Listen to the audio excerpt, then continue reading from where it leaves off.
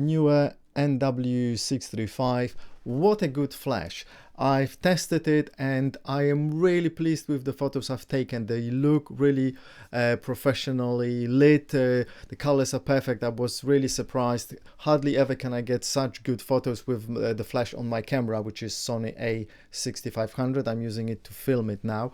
It's very powerful, so practically almost every photo I took inside in a room was perfectly exposed, and if it wasn't, you know, it didn't matter because I shoot raw, and you probably should as well if you are not shooting raw, so I could, you know, adjust whatever I needed. So most of the photos were perfectly exposed, and this model has got all the advantages of the other model, the cheaper one, NW625, but obviously this one is TTL. It's automatic through the lens. Now in my camera it doesn't do any pre-flash, it just the camera just calculates the exposure somehow.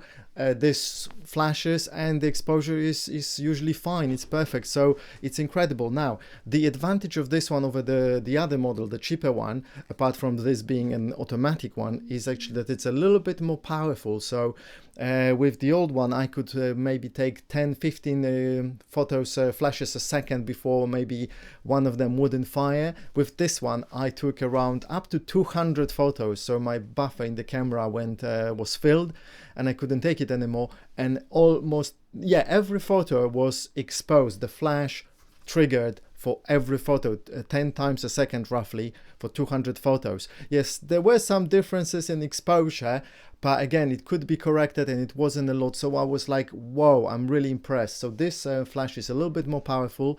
The guide number is 58 as opposed to 54 for the old one, so a little bit stronger, and I don't know what else can I tell you. It's got all the benefits of this one, so watch my review of this one, and then on top of that get this one. So better, so automatic, fully automatic without the pre-flash, at least in case of my Sony camera.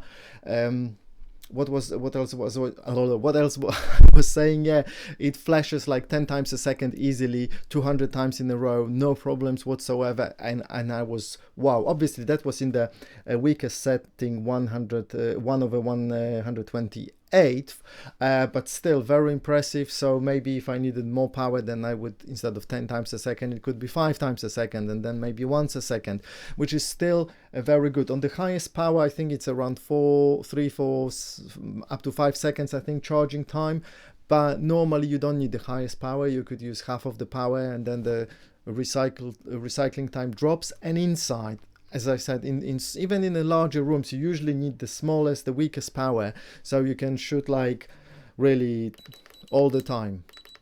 It's incredible. I can just keep flashing it for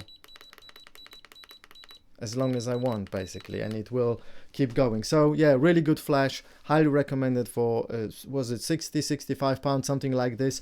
Mind you, also as the other one, it's quite big and heavy, but then it's got 4 batteries and it's got lots of power. That's why it's big and heavy. So there is no extra this not guide light, what do you call it, the light that helps with focus, at least not on my camera. I don't think there is anything there. The only thing that's there, it's the sensor, so you could use it as a slave mode. Yeah, so like this one, you could also you could use both of them as a slave mode, in a slave mode, as a slave. So yeah, great flash. Yeah, thanks a lot, Newer. It's really good.